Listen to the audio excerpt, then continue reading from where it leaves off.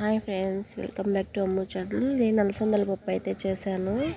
ఎలా చేశానో ఈ వీడియోలో ఉంది. ఈ వీడియో మొత్తం ఎక్కడ స్కిప్ చేయకుండా చూడండి. అలసందల పప్పు అయితే చాలా సూపర్గా కుదిరింది, చాలా టేస్టీగా ఉంది. అసలు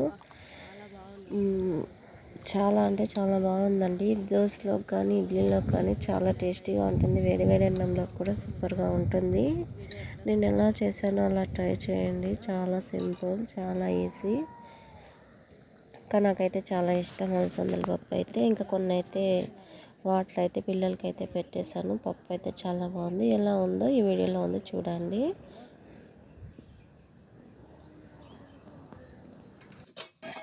కుక్కర్ అయితే పెట్టాను గ్యాస్ వెలిగించి. ఇంకా కుక్కర్లోకి అయితే కొద్దిగా కుక్కర్ వేడెక్కినాక కాయలు అయితే వేసుకోవాలి.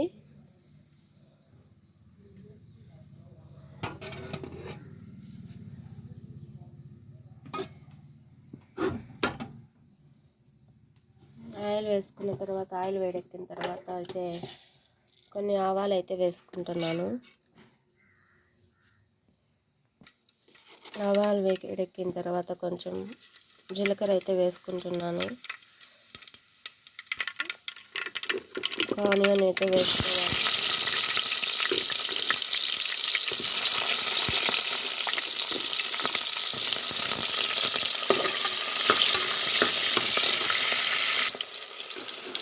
పచ్చిమిర్చి అయితే వేసుకోవాలి. చాలా బాగుంటుంది ఫ్రెండ్స్, మీరు కూడా ట్రై చేయండి. సూపర్గా వచ్చింది అసలు.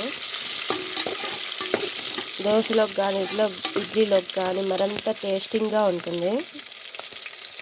చూడండి ఎలా వేగాలి. ఇలా ఎర్రగా వేయించుకున్న తర్వాత అయితే అలసందలు అయితే వేసుకోవాలి.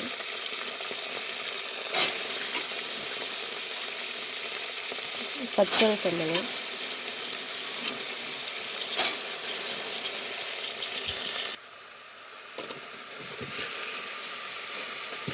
కొద్దిగా అయితే ఉప్పు యాడ్ చేసుకోవాలి. ఇంకా బాగా వేగిన తర్వాత అయితే టమోటాస్ వేసుకోవాలి.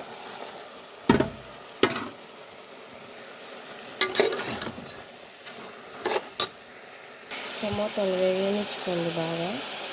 కొద్దిగా తెల్లగడ్డల పేస్ట్ వేసుకోండి. స్పూన్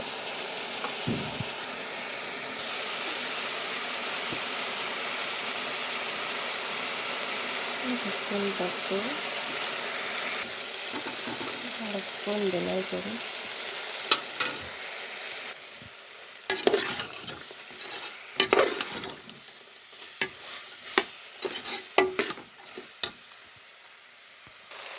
కొద్దిగా అయితే చింతపండు,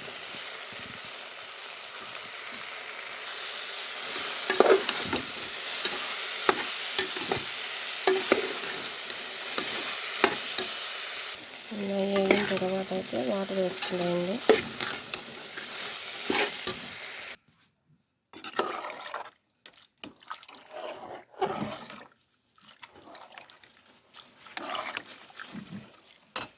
ఫోర్ విజిల్ అయితే కుక్కర్ పెట్టేయండి. ఇంకా తర్వాత దుద్దుకుండేసేయండి. అంతే, సింపుల్గా చేసుకోవచ్చు. ఓకే అండి, మా వీడియో నచ్చితే లైక్ చేయండి, షేర్ చేయండి, సబ్స్క్రైబ్ చేసుకోండి. మరిన్ని ఇలాంటి వీడియోల కోసం మన ఛానల్ ఫాలో అవ్వండి. ఓకే, బాయ్ అందరికీ.